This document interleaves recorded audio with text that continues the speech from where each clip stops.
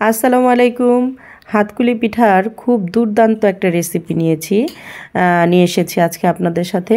এখানে আমি সাদা তিল নিয়েছি, সাদা তিল না আর কি, তিলটাকে খোসা ছাড়ানো, সেটাকে আমি একটু ভেজে নিয়েছি। সাথে আমি চালের গুঁড়া করার সময় যে আমি চালনি দিয়ে ছাকার সময় যেই দানাদার অংশটা ছিল সেটা নিয়েছি, আবার একটু গুঁড়িও নিয়েছি। এটাকেও ভেজে নিলাম, খুব সুন্দর একটা ফ্লেভার আসবে। তাহলে আমি পুর বানানোর জন্য প্রথমের এই প্রসেসগুলো করছি। আমি এখানে খেজুরের গুড় নিয়েছি, একটু পানিও দিয়েছি।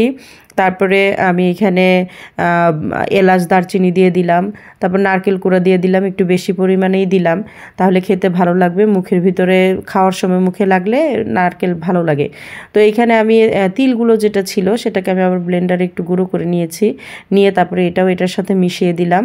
দুধ ঘন করে জাল করে নিয়েছি, সেটার ভিতরে যেই আমার চালের গুঁড়িটা ছিল সেটা মিশিয়ে নিব। তাহলে যখন আমি গুড়ের ভিতরে দিব, তাহলে আর দলা পাকিয়ে যাবে না। এই জিনিসটা দেখতে সুন্দর লাগবে, খেতেও ভালো লাগবে। তো অনবরত নাড়তে থাকবো, তা না হলে কিন্তু দলা পাকিয়ে যাবে। এই তো হয়ে গেল আমার সুজিটা, খুবই সুন্দর একটা পুর হয়ে গেল। এটাকে আমি একটু ঢেলে নিব। ঢেলে নিলে এটা ঠান্ডা হতে হতে আমি আবার চালের গুঁড়াটা একটু সিদ্ধ করে নিব। যেহেতু আমি হাতকুলি পিঠা বানাচ্ছি, তো হাতকুলি পিঠার ক্ষেত্রে কিন্তু যেই চালের গুঁড়াটা যে সিদ্ধ করা হয় সেটা একটা অনেক বড় একটা ফ্যাক্টর। কারণ এই ইটা যদি ভালো না হয়, সেদ্ধটা যদি সুন্দর না হয়, এবং এই চালের যে চালের যে গুঁড়াটা, সেদ্ধ গুঁড়াটা সেটা যদি ভালো না হয়, তাহলে কিন্তু এই পিঠাটা একটুও ভালো হয় না। একটু দলা পাকিয়ে গেলে বা একটু হলে, বেশি শক্ত হয়ে গেলে এই পিঠাটা বানাতে কিন্তু খুব কষ্ট হয়, অনেক ক্ষেত্রে বানানোই যায় না। তো আমি এই চালের গুঁড়াটাকে সুন্দর করে হাত দিয়ে একদম ডলে ডলে এটাকে আমি ম্যাশ করে নিয়েছি। তারপরে আমি পরিমাণ মতো হাতে নিয়ে সুন্দর একটা শেপ দেওয়ার চেষ্টা করেছি।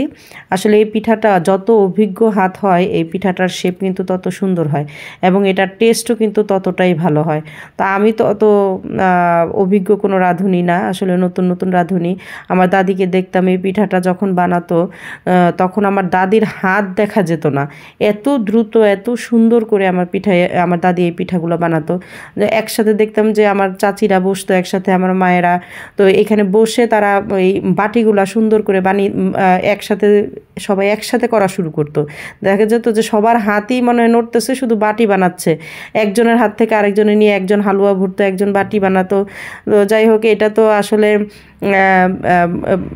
একান্নবর্তী পরিবারই সম্ভব। আমাদের মতো এখন বর্তমান যুগে তো একক পরিবার, আসলে এটা সম্ভব হয় না। তারপরেও প্রয়োজনের খাতিরে করতে হয়, আর আমরা যদি না করি আমাদের সন্তানরা কিভাবে আসলে এই জিনিসগুলো খাবে। তাই একটু প্রচেষ্টা আর কি করার জন্য চেষ্টা করেছি। তো ভবিষ্যতে হয়তো বা করতে করতে আরও ভালো কিছু করতে পারবো। তারা যেমন করতে করতে অভিজ্ঞ হয়ে গিয়েছিল, সেরকম আমাদের মায়েদের জেনারেশন চলে গেছে, এখন আমাদের পালা। যাই হোক, এখন পিঠাগুলো সবগুলো আমি বানিয়ে নিচ্ছি। আমি ভাবতেও পারিনি যে পিঠা এতগুলো হবে। আসলে পিঠার পরিমাণ অনেক বেশি হয়েছিল, আমাদের 3 জনের পরিবারে এত পিঠা বেশিই ছিল। নিজেরাও খেয়েছি, আশেপাশের লোকদেরও দিয়েছি, মানে আশেপাশের বলতে প্রতিবেশীদের। তো যাই হোক, এই পিঠাটা বানানোর পরে সবগুলো একসাথে যখন হয়ে যাবে, বা মধ্যবর্তী অংশও করা যেতে পারে, যে আমি স্টিমারে রাইস কুকারে একটু পানি ফুটতে দিয়েছি। তো সেখানে আমি একসাথে তো আর সবগুলো সেদ্ধ করা যাবে না, আমি বাই রোটেশনে 2-3 বারে এগুলো সেদ্ধ করে নিয়েছি। তো এখানে আমি রাইস কুকারের যে জালিযুক্ত পাত্রটা, সেটার উপরে এটা দিয়ে দিলাম, দিয়ে এটাকে সেদ্ধ করে নিচ্ছি। তো সেদ্ধ করতে খুব বেশি সময় লাগেনি, আমি এখানে 20 মিনিট সেদ্ধ করেছি। তারপরে দেখেছি যে সুন্দর সেদ্ধ হয়ে গেছে। তো আমি এটাকে নামিয়ে নিব সেদ্ধ হওয়ার পরে। কিন্তু সাথে সাথেই কিন্তু খুব নরম থাকে, যখন এটা অতিরিক্ত মানে গরম থাকে, তখন এই পিঠাটা কিন্তু নরম থাকে। এর জন্য উঠানোর পরে একটু সময় দিতে হবে, উপর থেকে বাষ্পটা উঠে যাবে, তারপরে এই পিঠাটা খাওয়ার জন্য উপযুক্ত হবে। তো হয়ে গেল আমার খুবই মজাদার এবং খুবই ট্র্যাডিশনাল একটা পিঠা, যেটা এই শীতের জন্য খুবই পারফেক্ট একটা কম্বিনেশন। ধন্যবাদ সবাইকে, ভালো থাকবেন।